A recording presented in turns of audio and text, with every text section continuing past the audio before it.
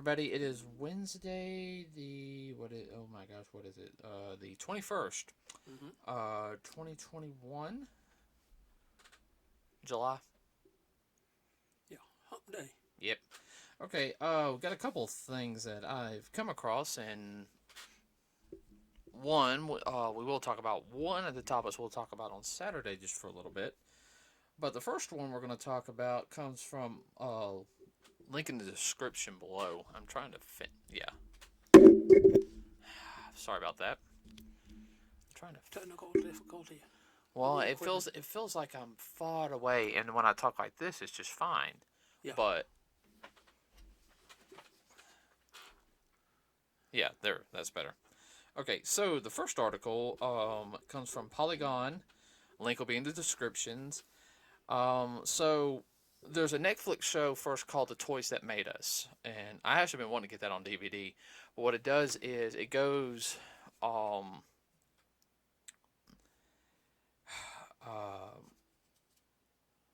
it's the same company that makes that show is planning a reboot of a cartoon. Now, just to give you a real quick explanation about the toys that made us, they basically go through the toys.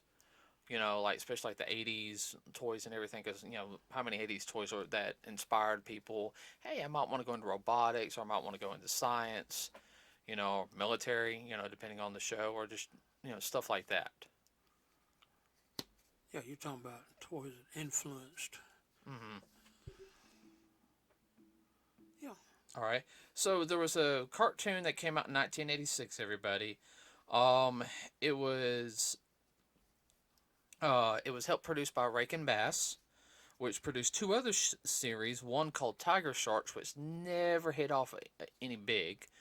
The first series that we'll know is Thundercats, and we knew how big that. Very big. That, and then the second show, which it hit big, but it didn't. It was SilverHawks, and it was done by like I said, the animation was the same for all three. And I think the thing was what they were trying to do with it was the same thing like what He-Man and She-Ra did, where they were a shared universe. Yeah. Another show that also was part, which I don't think never had any link to He-Man and She-Ra, but was the same animation style, was Brave Star. It was done by Filmation. Yeah. And I think it was one of the last adventures that they did. But Silverhawks, everybody, was pretty much cops in space. They were cyborgs. They could fly. They can somewhat breathe in space, and that was partially because of the cybernetic parts that they had in them.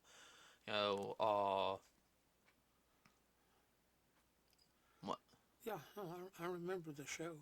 Yeah, and they were fighting Monstar, who was pretty much the mob boss of the area. Yeah. And then when he transformed, he got like this armor and all this, got power on this armor, and actually voiced by the same guy who did Mumra. Yeah, I remember that. And the guy who voiced Lion-O in Thundercats voiced the cowboy, the blue one called Bluegrass. Yeah, y'all have to look that up if I remember rightly. He also played the guitar, if I remember right. Mm-hmm. The show was on the same constant of Thundercats. It only lasted 65 episodes, unlike Thundercats, where it reached over 100. But good versus evil and everything. They had lessons, and the one difference between Thundercats and this one was that besides a lesson at the end of every one, they would have which I guess he was kind of a kid, and it was Copper, and everything. He was childlike. Yeah, I think he was supposed to be like a preteen. He's supposed to be like the preteen, like Wily Kit and Wily Cat were in the original. Yeah. But he comes from the planet of the mom, so he didn't voice. He could like mimic voice, kind of like what Bumblebee does now in the Transformers. But it was always him learning about the stars and the celestial orbit, stuff like stuff dealing with There's the a little bit of astronomy lesson at the end of every show. yeah, and that was No, that and was that went fun. right along with, you know, The theme. the theme, and it also went along with the times too that kids programming doesn't, reach out and teach them anything. Actually, it was not pushed until about 11 years. Not 11 years. About let's see, that came out in '86. About 8 years later, during the Clinton administration, when that really got pushed. This was put in before, but this was put in to help inspire kids for NASA and everything. Because remember, at the time though, they were always trying to push until the Challenger. They were always pushing us to go out into space more. I had to think if the Challenger explosion did not happen, I actually think we'll be farther along in space travels. Probably. I would at least say we'd be at least about 10 years farther ahead than what we are now. Because unfortunately, when the Challenger went off, everything kind of died down. Yeah. It did, but there were some other reasons for that too. But No, that was one of the main ones. I know. People lost interest. I think that kind of killed the interest in the public's eye. Okay, and we can talk about that. Could be a whole podcast another day. Yeah. But the show wasn't bad. It has some unique villains. I always thought the stories were good. Yeah, it was kind of cowboys in space.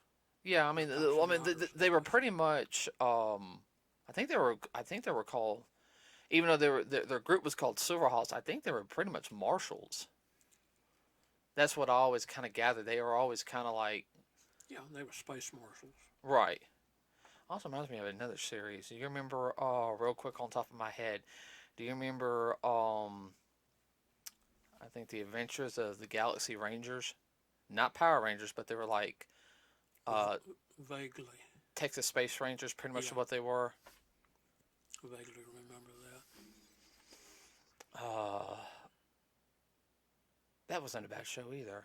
I'll have to go revisit and watch that. Let's see.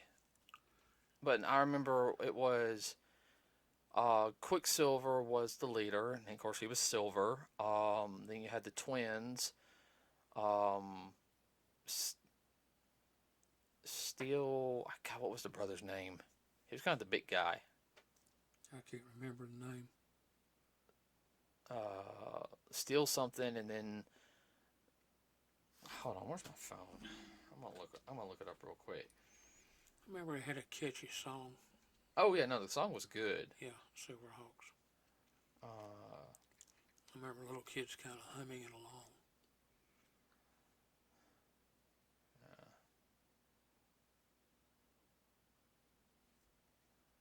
Good old Wikipedia.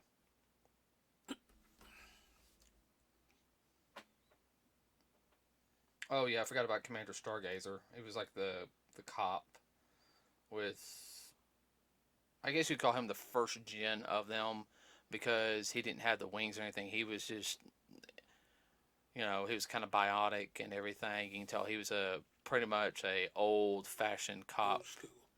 Old school. You had Quicksilver. Of course, Bluegrass. Steel Wheel was the brother, and then Steelheart was the sister. And you had the Copper Kid. And then you had another set of SilverHawks, which they had some episodes that just focused on them. Which one was called Hot Wing, which he was at it mid-season. He was. I think he was supposed to be a halfling in a sense, because yes, he was. You could tell he was black. Okay, I mean, Yeah. but he was supposed to be black in some alien race. Like like he was half Earthling and half whatever, because his ears were pointing. I remember he had like magic. He was a skilled illusionist and everything. I remember flashback.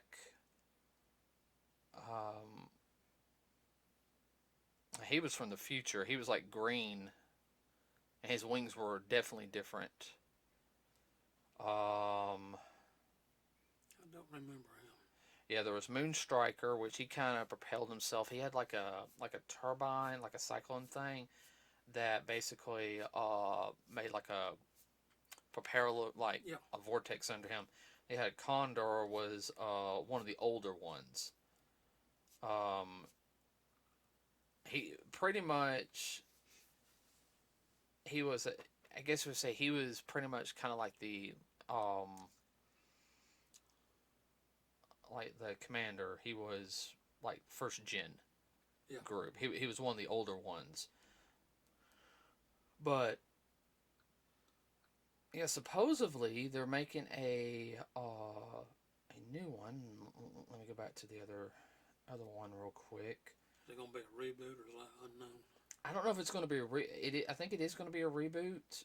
But I'm hoping that they stay true to the original and everything. I wouldn't mind some of the minor Silverhawks characters getting a shine light. You know, like Hot Wing and everything. Because I actually liked him as a character as a kid. I thought he was an interesting character. He can bring a different dynamic in it. I just hope they don't go the route where they start changing up everybody. It's like, nah. If you're going to change something up, you can add a character or two.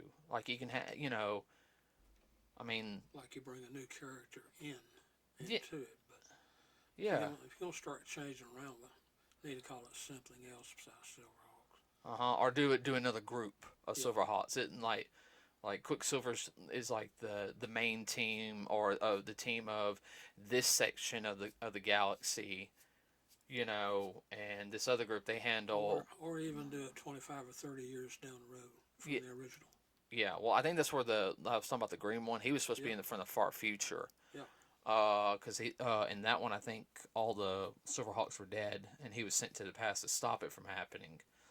Of course, the dream was, like a lot of people said would have been really cool if they had a crossover episode with, you know, Mum-Ra, like the Silverhawks and Thundercats. Would have been really cool. Yeah. I can already see how it could happen. It could have been at the end of Thundercats where they supposedly defeated Mum-Ra, and then Moonstar could have done something, waking up Mum-Ra, but in the process, not just waking him up where he has no limitations to his power. Make him a super badass. Well, that was the whole thing. The spirits of evil gave limitations on Mum-Ra. Yeah. Because he couldn't access his full power. If he could, after the training they gave him or whatever, yeah. Let's see. I don't know. I mean, the past two reboot. Let's see. If we want to talk about reboots, of course, Thundercats, had a reboot in 2011, which we saw the first two episodes of it. Yeah. It was good. Yeah. I liked the animation. It was very much had anime influence to it. Mm-hmm. They changed a lot of stuff on it, story wise. They made Tiger and Lino brothers, which nobody had a problem with. I think the only really major thing with Lino they changed was his eyes went to blue, which that fit for this incarnation because it was definitely a different incarnation, and his hair was a little shorter, which that was fine. My only complaint was Panthro. I liked Panthro; I thought he was a good character, but I thought they made him a little too bulky for my liking. Well,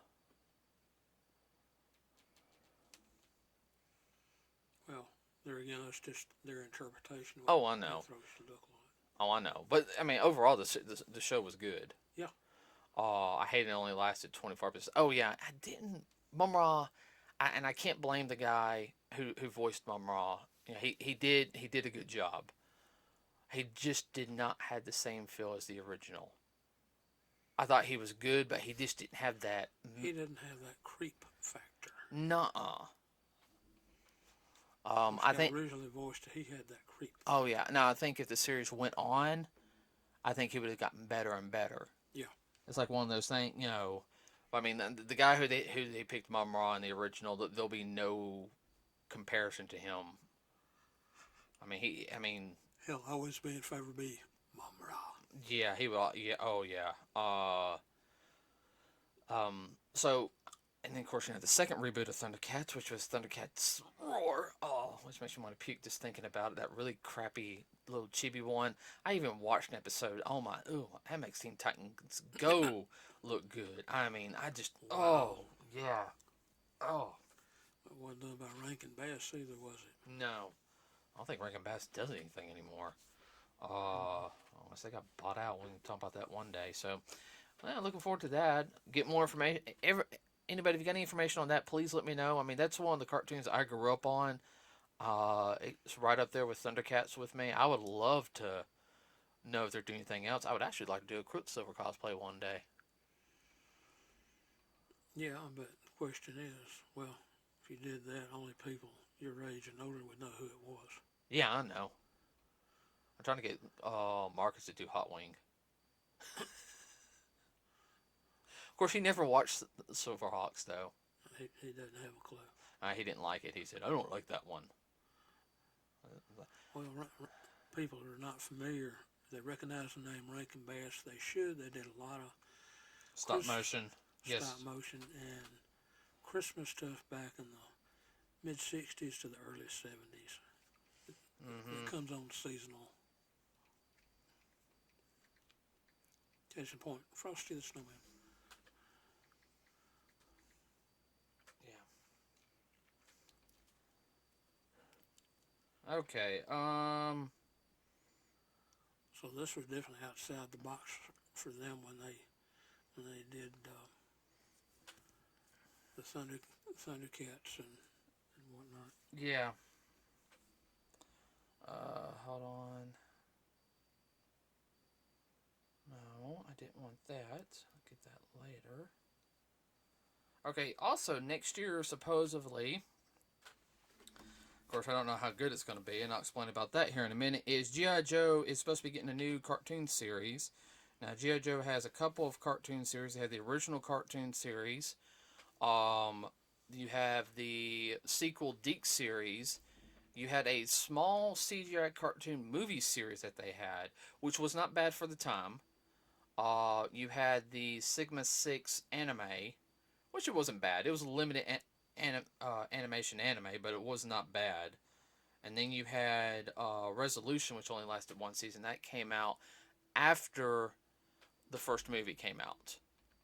I seen 1 or 2 episodes of that. It was not bad. It didn't make it to this market very well, did it? No, it didn't. Unfortunately, though, we'll get into that. So Hasbro's supposed to be doing it. It might not come. It could not come out till the 2023, which would be stupid. I mean, I would have went ahead and sit there and be like, look, have a couple episodes ready. If Snake Eyes doesn't do good, then we can at least have those. You know, we'll just can those episodes. We'll pay the people. We'll can them. You can at least have 6 episodes ready. Okay. Mm-hmm.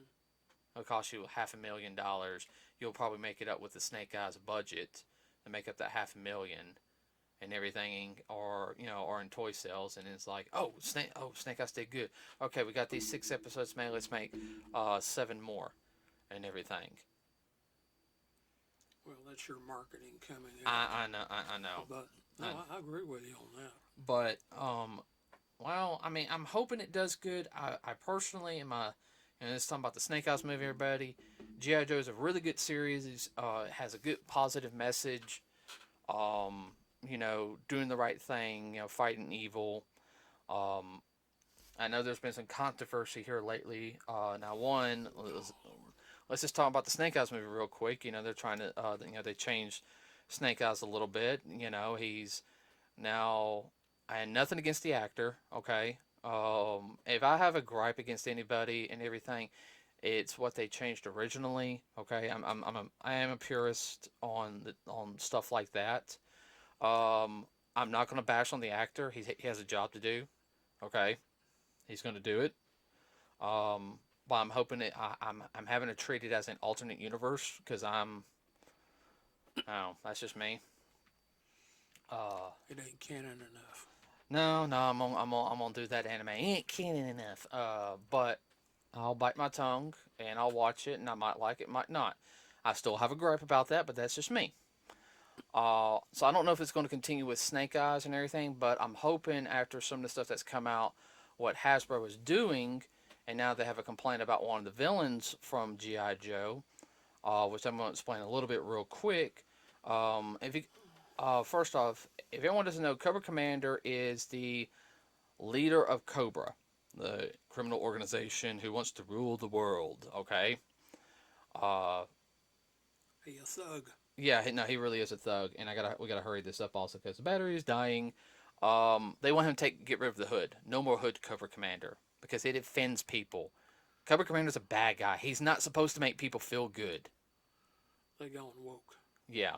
Speaking of woke, they also got in trouble on the business side on some stuff. Mm-hmm.